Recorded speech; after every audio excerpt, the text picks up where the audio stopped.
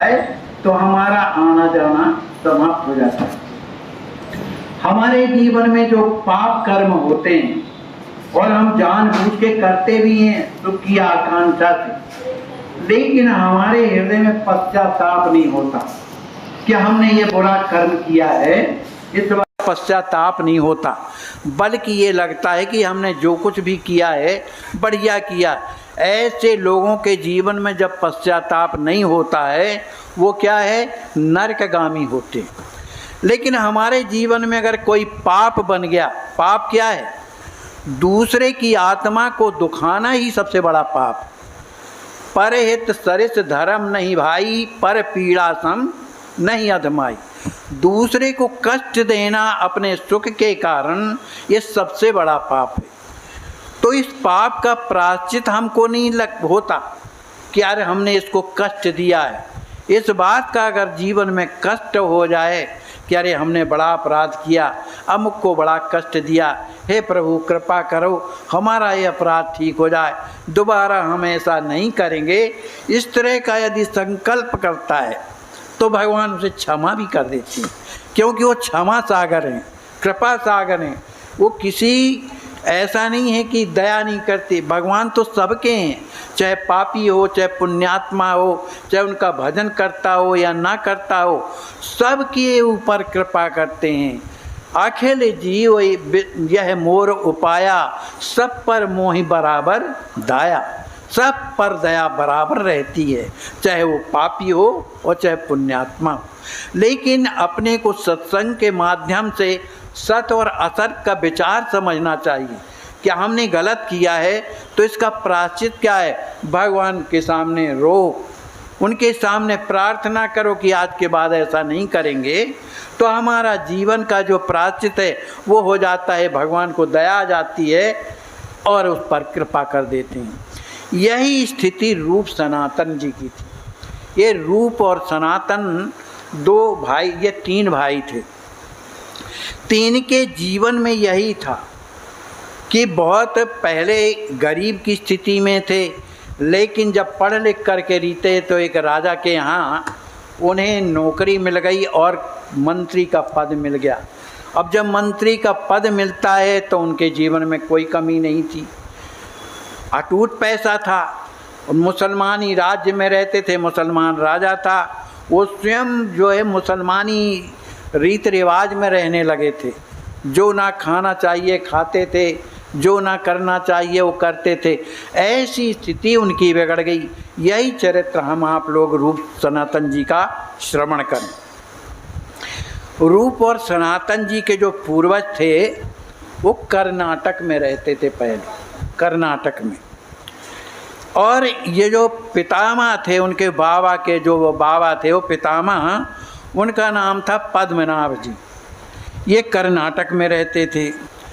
तो किसी विशेष परिस्थिति के कारण, किसी कष्ट के कारण वो एक कर्नाटक छोड़ करके नौहाटी माने नौहट्ट में आकर के रहने लगे। इनका बहुत बड़ा परिवार था।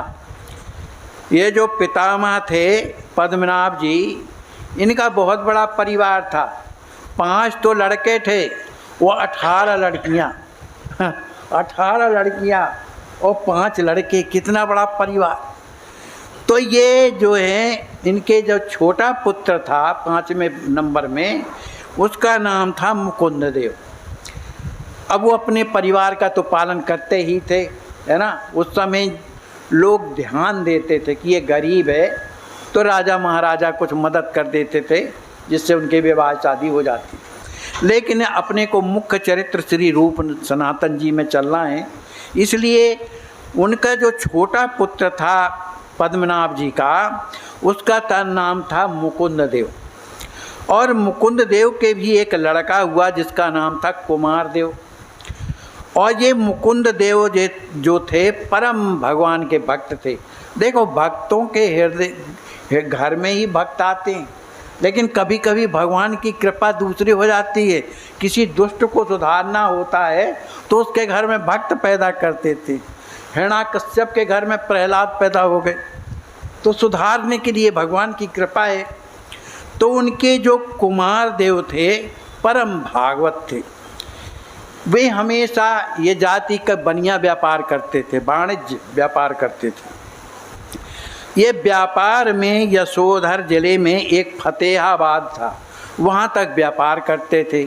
व्यापार में जो कुछ भी आता था उसी से इनका निर्वाह चलता था। लेकिन किसी कारणवश इनसे झगड़ा हो गया।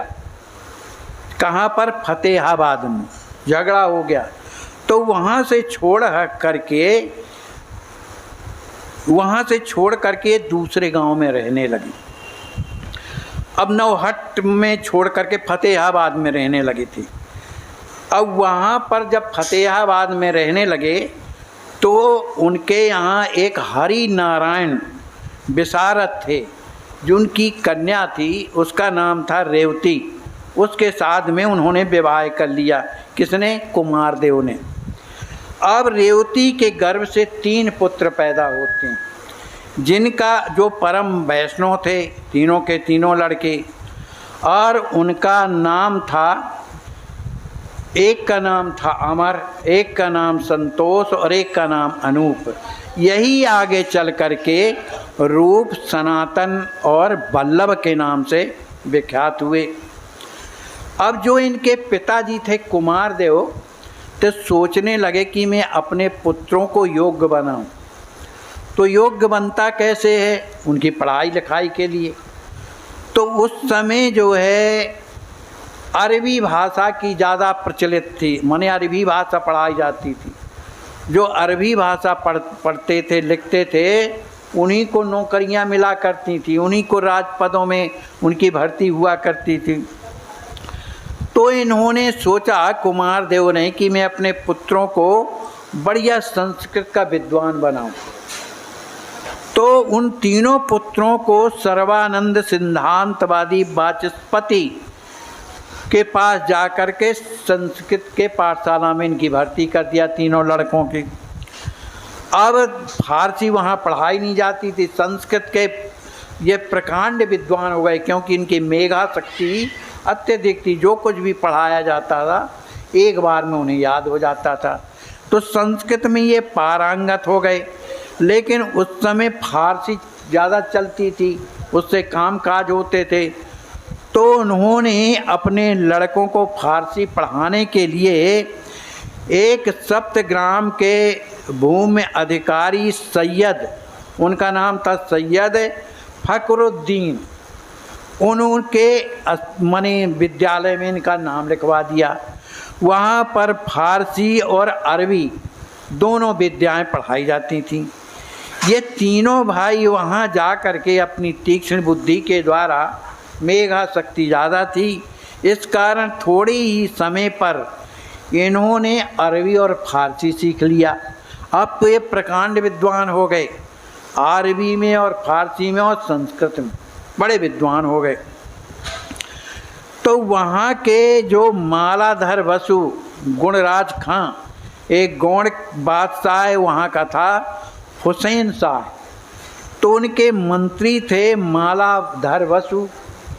उनसे इन तीनों की, जो तीनों भाई थे, उनसे जब मिलते हैं तो इनके बारे में हुसैन शाह जो राजा थे उनसे कहते हैं कि ये तीन जो बालक हैं बड़े मेधावी हैं, लेकिन एक तो नहीं करना चाहते थे नौकरी, लेकिन ये 2 लड़के जिनका नाम था अमर और संतोष, ये नौकरी करना चाहते थे। तो उन्होंने उनकी कुशाग्र बुद्धि को देख करके और इनकी मति गति को देख करके बादशाह ने इन्हें अपने राज्य का राज्य मंत्री बना दिया। इन दोनों को जब राज्य मंत्री बन गए तो पद वृद्धि के कारण इनके पास वैभव की वृद्धि होने लगी, पैसा दाम आने लगा। लेकिन चूँकि ये इनका जो रहन सहन था, ये मुसलमानी रहन सहन में रहते थे, इसलिए हिंदू लोगों से इन्हें कोई मतलब नहीं रहता था। तो सभी इसमें हिंदू धर्म की कट्टरता भी कम हो गई, क्योंकि ये मंत्री थे, कोई विरोध नहीं करते थे, तो कम होने लगी। मुसलमान लोग इनसे विशेष प्रेम करते थे। ये ब्राह्मण जैसे इनका खान पान वेशभूषा जो था, ये मुसलमानों के जैसे रईस बन करके रहने लगे। यहाँ तक कि बादशाह ने इन दोनों का नाम, जिनका नाम अमर और संतोष था, बदल करके एक का नाम रख दिया दबिर साक और दूसरे का नाम सारिक मल्लिक। ये दोनों के मुसलमानी नाम रख दिए। अभी भैया सब सत्संग का प्रभाव है, रख दिया। अब बादशाह सनातन को दबिर साक कहते थे, अरूप को साकिर मल्लिक, इन्हीं के नाम से बादशाह पुकारता था। राज्य में इन्हीं नामों से लोग उन्हें जानते भी थे, पुराना नाम कोई नहीं जानता था। उन्होंने अपने रहने के निमित्त गोड़ के समीप एक सुंदर नगर बसाया। किन्ने? इन दोनों भाइयों ने। काफ़ी वैभव हुआ तो एक नगर बसाया जिसका नाम था रामकेली। वहाँ नगर बसाते हैं और सुंदर, बहुत सुंदर महल बनवाया। बड़े ठाठ बाट से रहने लगे। इनके आचरण चाहे जैसे भी हों, अब आचरण तो मुसलमानों जैसे हो गए, मुसलमानी सब भोजन होने लगा, आचरण भ्रष्ट हो गए।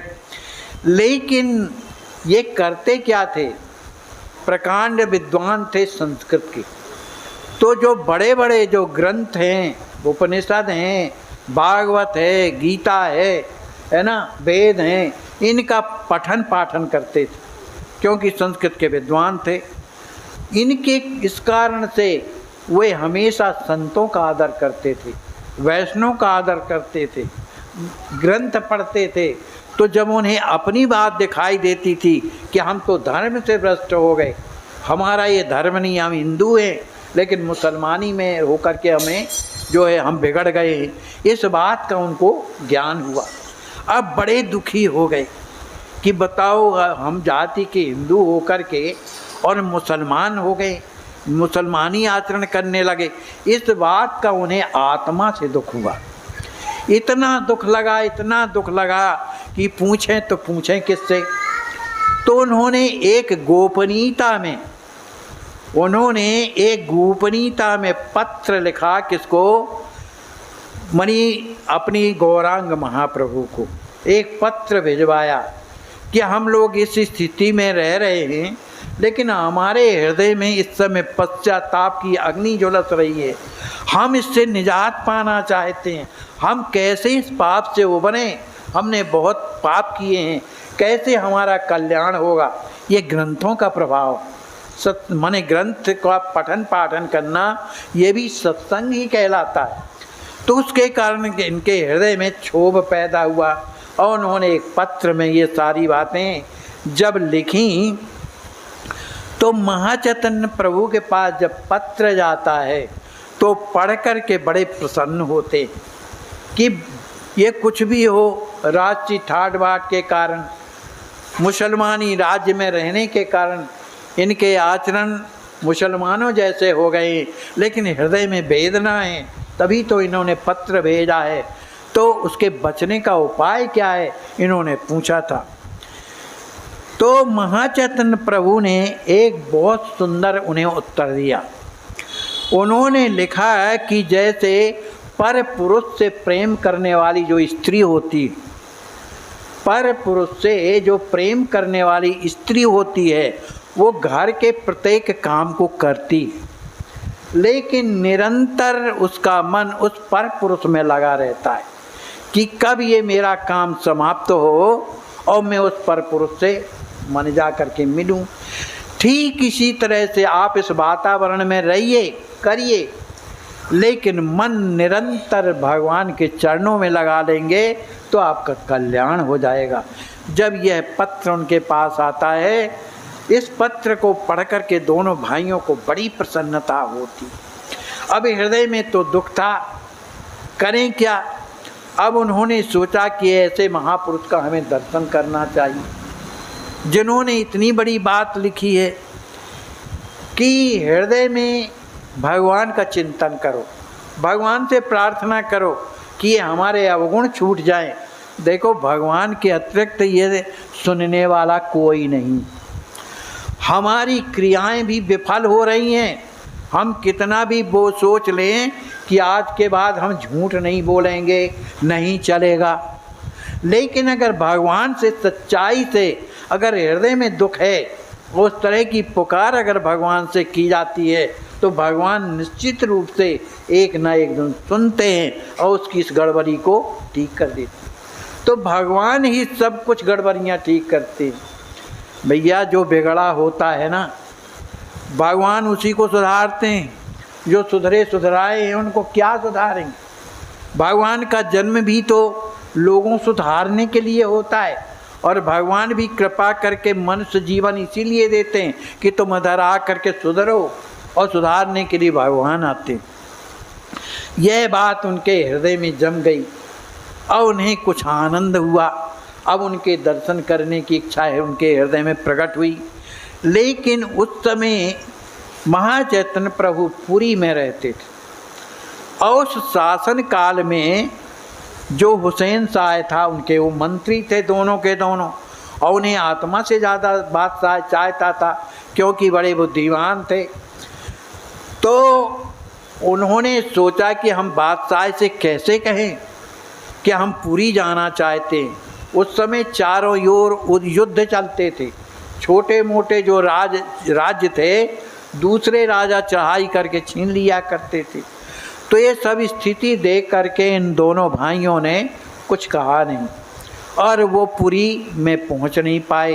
पर हृदय में वेदना थी कि कैसे हम उनका दर्शन करें, इस बात का उनके हृदय में था। लेकिन सच्चे हृदय में जब लगन लग जाती है तो संयोग लगाना ये भगवान का काम होता है, किसी का नहीं। भगवान खुद ऐसा संयोग लगाते हैं कि उसका मिलन हो जाता है। उस संत का दर्शन करने के लिए, उनसे मिलने के लिए दोनों भाई रात दिन छटपटाते रहते थे कि कब वो समय आएगा कि हम उनका दर्शन करेंगे। भगवान की कृपा से जगन्नाथ भगवान ने इन्हें प्रेरणा दिया, गौरांग महाप्रभु को। जब आते हैं तो ये राम के लिए आते हैं, माने उन्हीं के नगर में जिन्होंने बसाया था महाचैतन्य प्रभु के, माने वहीं पर आते हैं। रूप सनातन ने बसाया था। तो राम केली में जब आते हैं तो वो ठहर जाते हैं। किसी तरह से उन्होंने संदेशा भेजा कि उन दोनों मंत्रियों से बोलो कि मैं यहाँ पर ठहरा हुआ हूँ। किसी तरह से खबर पहुँची। जब इनको लगा तो सोचने लगे हम दिन में तो मिलने नहीं जा सकते क्योंकि हमारी पोशाक मंत्रियों जैसे हैं, और दूसरी बात कोई भी देख लेगा तो सोचेगा कि भाई ये मंत्री हो करके भी ये हिंदुओं के फ़कीर से मिलता है, पता नहीं ये क्या साजिश करना चाहते हैं। कोई कुछ भी हो सकता है, व्यवधान हो सकता है। इसलिए उन्होंने दिन में ये प्लान नहीं बनाया। जब रात्रि हो जाती है, सभी कोई सो जाते हैं, तो महाचैतन्य प्रभु के साथ में भी बहुत से लोग रहते थे। वो भी रास्ता थकान के कारण वो भी सो जाते हैं। और ये दोनों भाई अपनी पोशाक बदल करके, ऐसे फटे पुराने कपड़े पहन करके, और महाचैतन्य प्रभु के वहाँ पर पहुँचते हैं जहाँ महाचैतन्य प्रभु विश्राम कर रहे थे। तो उस समय जो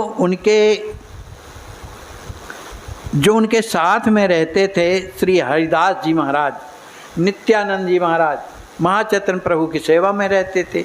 ये अपना लेटे हुए थे उस समय पर। तो ये दोनों भाई जा कर के और उनके चरणों को पकड़ लेते हैं, हरिदास जी महाराज के, नित्यानंद जी के। तो जैसे ही पकड़ते हैं उठ के बैठते हैं। तो उन्होंने कहा भैया कौन हो? कहा हम ही लोग हैं, क्या नाम से महाचैतन्य प्रभु से मिलना चाहते हैं। इन्हें तो जानकारी थी, महाचैतन्य प्रभु ने बता दिया था कि वो आएंगे। तो एक काम करिए कि आप जा कर के उन्हें बताइए कि वो हमें दर्शन दे। ये दोनों लोग हरिदास जी, नित्यानंद जी आते हैं। महाचैतन्य प्रभु उस समय सोए हुए थे, उन्हें जगाते हैं और कहते हैं रूप और सनातन आए हुए हैं, आपका दर्शन करना चाहते हैं। यद्यपि रात्रि का समय था, फिर भी महाचैतन्य प्रभु उठ करके बैठ जाते हैं। जब उठ करके बैठ जाते हैं, महाचैतन्य प्रभु को बैठा हुआ देखकर दोनों भाई वहाँ जा कर के चरणों में लिपट जाते, फूट फूट करके रोने लगते। महाचैतन्य प्रभु उन्हें बार बार उठाते हैं, अरे भैया उठो, तुम लोग इस तरह मत रहो, मेरा कलेजा फटा जा रहा है, तुम तो भगवान के हो, भगवान तुमसे प्रेम करते हैं, तभी तो तुम यहाँ आए हो। उन्हें सांत्वना देते हैं, पर वे चरण नहीं छोड़ रहे, फूट फूट करके रो रहे हैं, प्रभु हमारा उद्धार कैसे होगा, हम जैसे पापियों पर आप ही तो कृपा करेंगे, हमारा कल्याण कैसे होगा। महाचैतन्य प्रभु बार बार उठाते हैं, उठाने के बाद जब बैठाते हैं, स्वस्थ जब हो जाते हैं, तब महाचैतन्य प्रभु उन्हें उपदेश करते हैं। उपदेश करने के बाद उन्हें अनेक प्रकार के माने बातें समझाते हैं और कहते हैं कि अब रूप और सनातन के नाम से ही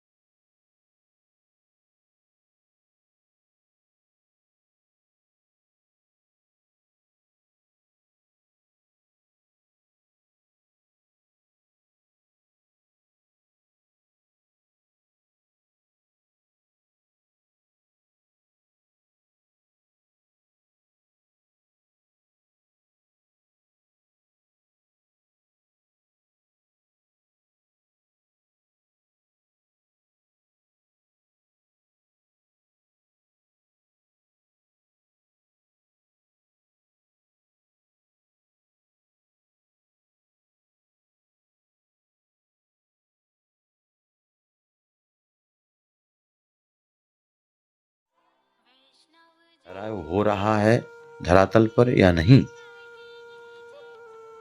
खूब परीक्षा लेकर इसमें दृढ़ता के साथ कूद पड़िए। तन से, मन से, धन से भगवान ने हमें जिस योग बनाया है, हमारा आने वाले समय में ना ये तन रह जाएगा हमारे पास, ना धन रह जाएगा हमारे पास, और ना समय रह जाएगा हमारे पास। तो जो मिला है हमें, जो भगवान ने दिया है हमें अपनी आवश्यकता से अधिक, उसकी सार्थकता तो तभी है जब हम दूसरों के काम में लगाएं, चाहे वो तन हो, चाहे मन हो, चाहे बुद्धि हो, चाहे विवेक हो, चाहे धन हो।